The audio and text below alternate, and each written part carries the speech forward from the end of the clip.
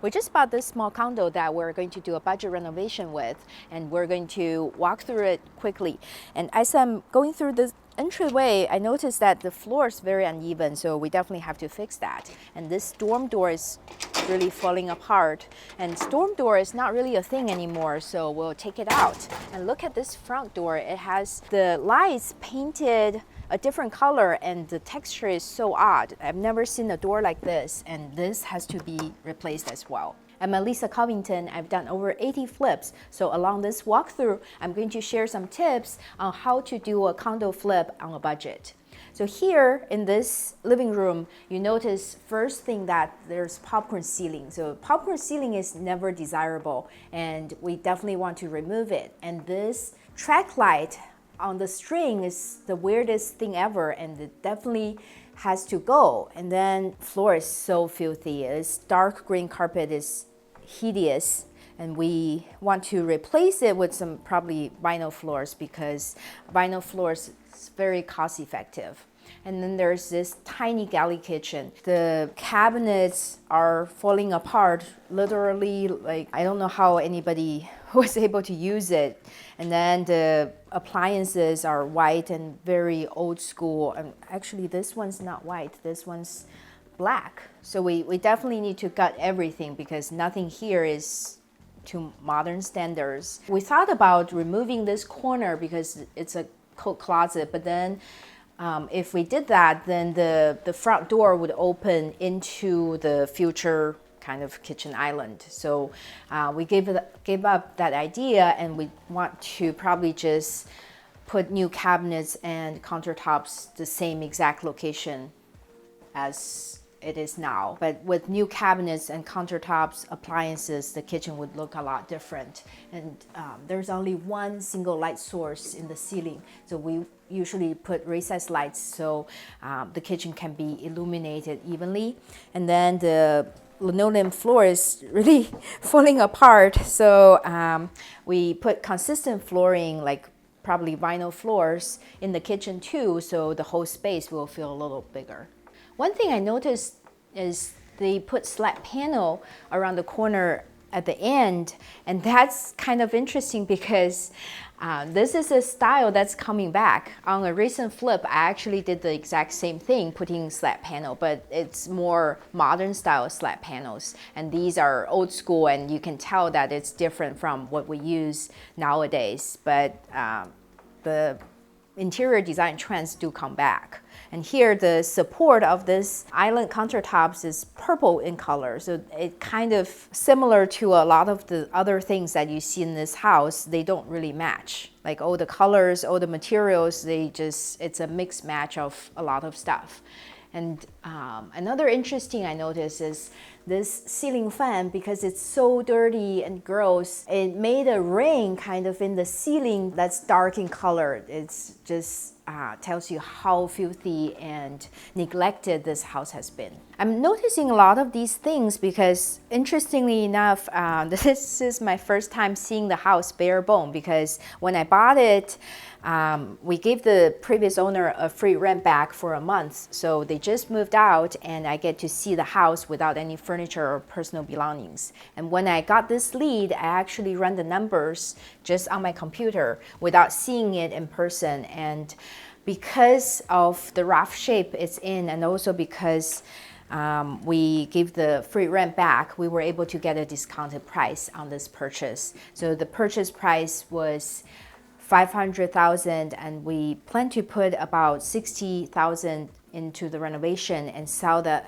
condo for $750,000. So now we're in the first bedroom, and here, surprisingly, you have your own private indoor laundry. This is not really the design.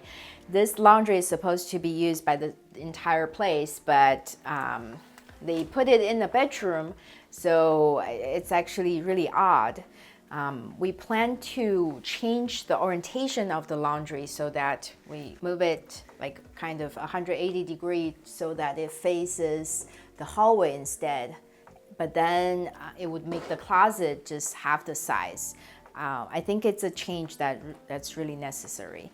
But other than that, there's also popcorn ceiling in here, and we want to remove and put in a ceiling light and fix some of these marks on the wall and repaint it. And then as we go into the only bathroom in the house, I have to warn you, it's just so gross. I don't want to look at anything. Everything's just very old school and very dated. It has to be all gutted, and then after we put in modern finishes, it will look a lot better. And it's the only bathroom in the house, so it really needs a big upgrade. How much do you think the renovation of the bathroom will cost?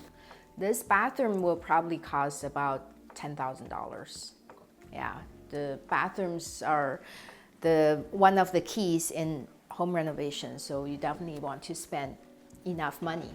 And then this other bedroom has track lights. It's just very sketchily installed with all the wires just hanging. It's very unsafe, and it's actually plugged into the outlet in the wall. I don't know how they just lived like this before, but we have to address it and put in a permanent ceiling light that's wired properly. And then of course the carpet has to be removed, and then this closet door is very unusual. It actually has mirror built in, and then it's bifold, and this style is this style is very old.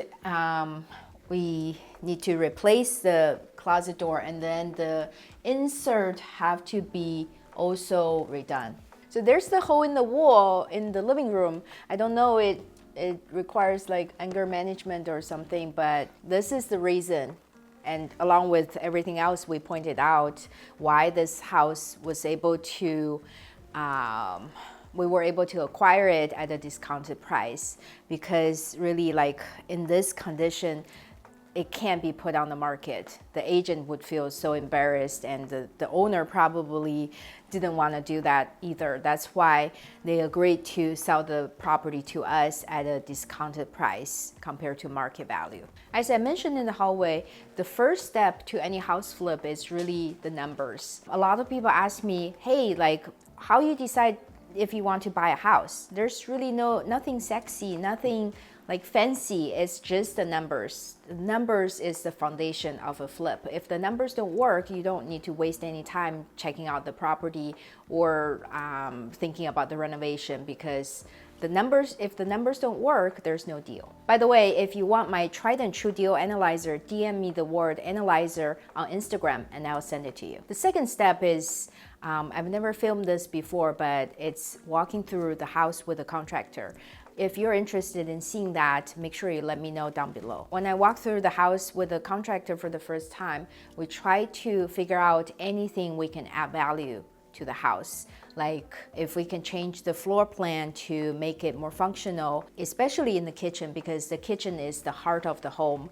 If the kitchen layout isn't ideal, like in this case, there are cabinets on the upper that's blocking the view from the kitchen to the living room. So we definitely want to remove those and make the floor plan more open. So that's the type of thing that I talk to my contractor about. And in some cases, there are walls in the kitchen and in the dining room that we try to remove, especially if they are not load bearing, so that we can improve the flow a lot. And when I talk to my contractor, we also try to do things that are more budget friendly, so that we make sure that our budget is always within control, because it's such a key element in a flip. If your budget goes over, then you don't have any profit. So once you start with the renovation, I usually let my contractor do all the rough, like rough plumbing, electrical. They buy materials for those. But then for the finished materials, I usually handpick those myself, because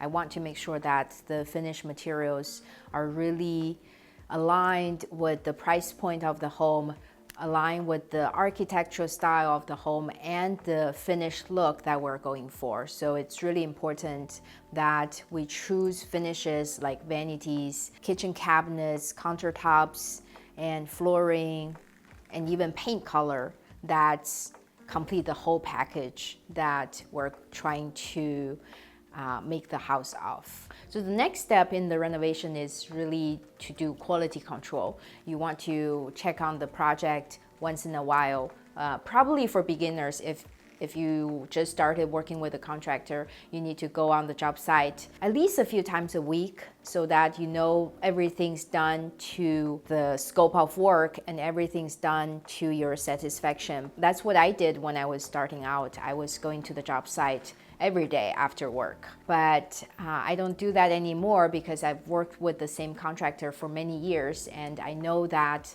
they understand me. They understand what I'm looking for. So it's not necessary to always go on the job site anymore. Once the project is so done, we're going to come back and film an after video. So make sure you tune in for that. Thank you so much for watching. See you next time.